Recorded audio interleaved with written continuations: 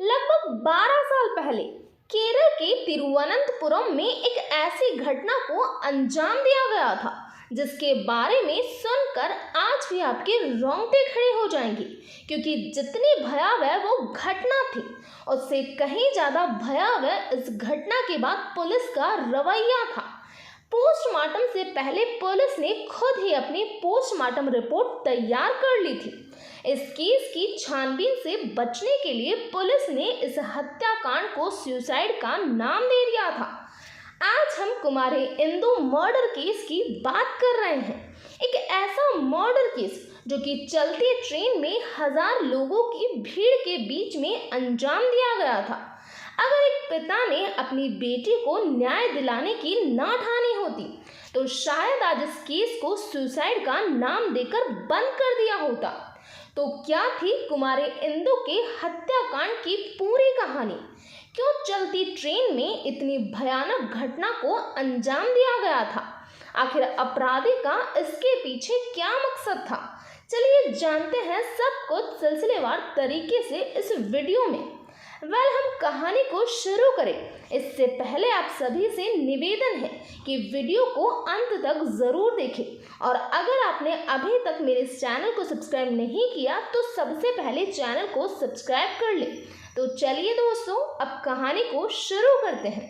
सबसे पहले इस कहानी के किरदारों के बारे में जानना बेहद ज़रूरी है। इस कहानी के दो सबसे अहम किरदार हैं कुमारी इंदु और सुभाष शर्मा। घटना के समय कुमारी इंदु की उम्र 25 साल थी। कुमारी इंदु केरल के तिरुवनंतपुरम में रहने वाले एक मध्यम परिवार की बेटी थी। कुमारी इंदु बचपन से ही पढ़ाई में काफ़ी तेज थी। पढ़ाई में तेज होने के साथ साथ दिखने में भी वह काफ़ी खूबसूरत थी। इन्होंने घटना से कुछ समय पहले ही अपने कॉलेज में एक ब्यूटी कॉन्टेस्ट भी जीता था। घटना के समय कुमारी इंदु NITC इंस्टीट्यूट से रिसर्च स्कॉलर कर रही थी। इस घटना का दूसरा अहम किरदार सुभाष शर्मा, जो कि NITC इंस्टीट्यूट में एसएसएम के पद पर जॉब कर रहा था। वैसे तो कुमारी इंदु के ज़्यादा दोस्त नहीं थे, वो इस इंस्टीट्यूट में अपने पढ़ाई पर ही फोकस करती थी। एक दिन इंस्टीट्यूट में किसी काम के सिलसिले में दोनों की बातचीत होती है, जिसके बाद दोनों की दोस्ती हो जाती है और देखते ही देखते इन दोनों की दोस्ती प्यार में बदल जाती है, जिसके बाद दोनों एक दूसरे को टूट कर चाहने लगते हैं और सुभाष तो साथ रहने का प्लान करने लगता है। मगर सुभाष का ये ख्वाब बस ख्वाब ही रह जाता है, क्योंकि कुमारी इंदु का साथ रहने का ऐसा कोई भी प्लान नहीं था। परंतु सुभाष इंदु के इस विचार से अनजान था। उसे यही लगता था कि इंदु भी उससे शादी करना चाहती है, और यही सोचकर सुभाष ने एक दिन फैसला किया, क्योंकि सुभाष को ये बात पता थी कि इंदु के परिवार वाले उनकी शादी के लिए कभी राजी नहीं होंगे, क्योंकि उनके माता पिता अपनी बेटी की शादी अपनी जाति में ही करवाना चाहते थे, और ये बात इंदु ने कई बार सुभाष को बताई थी। इसीलिए सुभाष ने 11 मार्च को तिरुवनंतपुरम से कोझिकोड के लिए ट्रेन की 2 टिकट बुक करवाई थी, एक अपने लिए और दूसरी इंदु के लिए। ये टिकट 12 मार्च शाम 6 बजे की थी। इसके साथ ही सुभाष ने कोझिकोड से शिमला के लिए भी 2 टिकट बुक करवा ली थी। तो इन सब के पीछे उसका पूरा प्लान ये था कि वह पहले कोझिकोड जाएंगे और वहां पर शादी करके कोझिकोड में एक दिन रहने के बाद वहीं से शिमला अपना हनीमून मनाने के लिए निकल जाएंगे। और ये सारी बात सुभाष ने इंदु से छिपा कर रखी थी। वो इंदु को सरप्राइज देना चाहता था। उसे लगता था कि इंदु उससे बहुत प्यार करती है और वह शादी के लिए कभी भी मना नहीं करेगी। और एक बार शादी होने के बाद उसके माता पिता भी उनको अपना लेंगे। लेकिन 11 मार्च सुबह 12 बजे सुभाष टिकट बुक करवाता है, परंतु उसी दिन शाम 6 बजे इंदु के माता पिता सुभाष के घर आते हैं। उनके हाथों में शादी का कार्ड भी था, और ये कार्ड किसी और का नहीं बल्कि इंदु की शादी का कार्ड था। कार देखकर सुभाष के पैरों तले जमीन खिसक जाती है, लेकिन सुभाष ने सोचा कि इंदु के मम्मी पापा उस पर शादी के लिए दबाव बना रहे होंगे। लेकिन दूसरे ही पल इंदु के पापा ने सुभाष को बताया कि ये शादी इंदु की मर्जी से हो रही है। दरअसल सुभाष का इंदु के घर पर आना जाना होता रहता था, इसीलिए इंदु के घर वाले भी सुभाष को जानते थे और अपनी बेटी की शादी का कार्ड देने उसके घर आए थे। परंतु ये बात इंदु को नहीं पता थी। अगर पता होती तो शायद उस रात ट्रेन में वो भयानक कांड नहीं हुआ होता। खैर, ये सब जानने के बाद भी सुभाष ने पहले इंदु से बात करनी ठीक समझी, क्योंकि उसे अपने प्यार पर पूरा भरोसा था, जैसे कि सुभाष ने तय किया था। और अगले दिन दोनों कोझिकोड के लिए अपने अपने घर से निकल गए। सुभाष ने पहले ही बेहोशी की कुछ गोलियां अपने बैग में डाल ली थी। अब दोनों का कोझिकोड का सफर शुरू हुआ।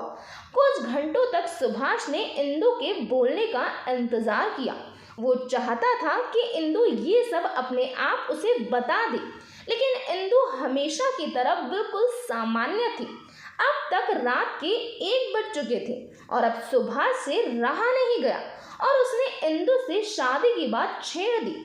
जैसे ही सुभाष ने ये बात इंदु को बोली तो उसके चेहरे का रंग उड़ गया, क्योंकि उसने इस बात की कल्पना भी नहीं की थी कि सुभाष को उसकी शादी के बारे में पता है।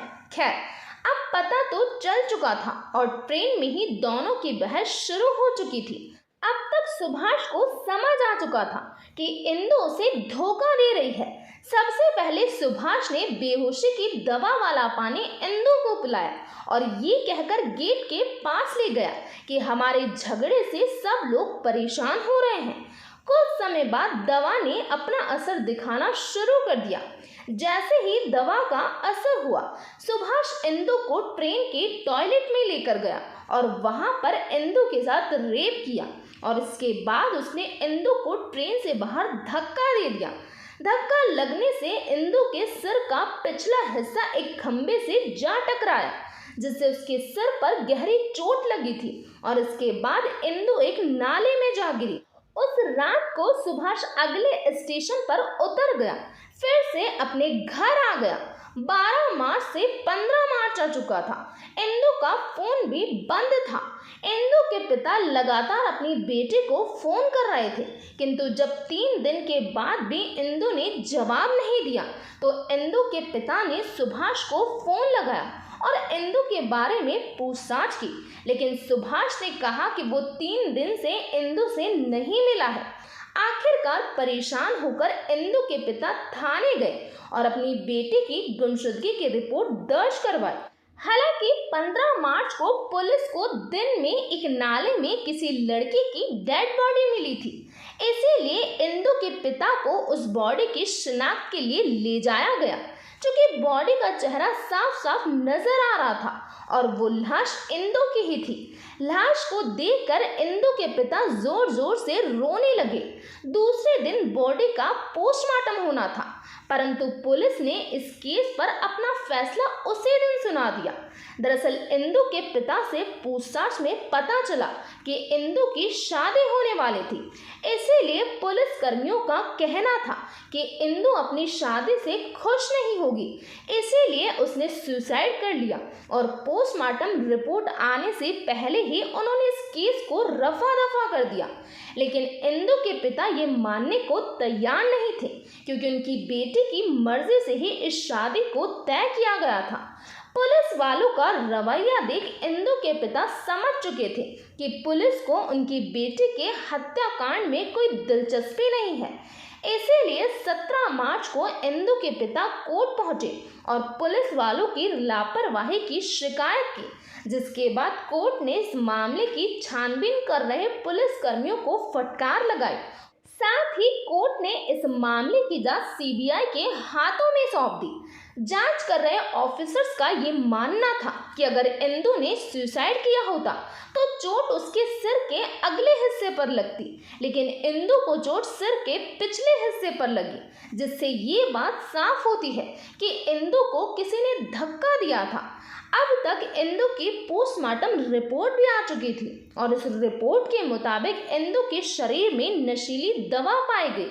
साथ ही इस बात की पुष्टि भी हो गई कि मौत से पहले या तो इंदु ने अपनी मर्जी से या फिर उसके साथ किसी ने रेप किया था।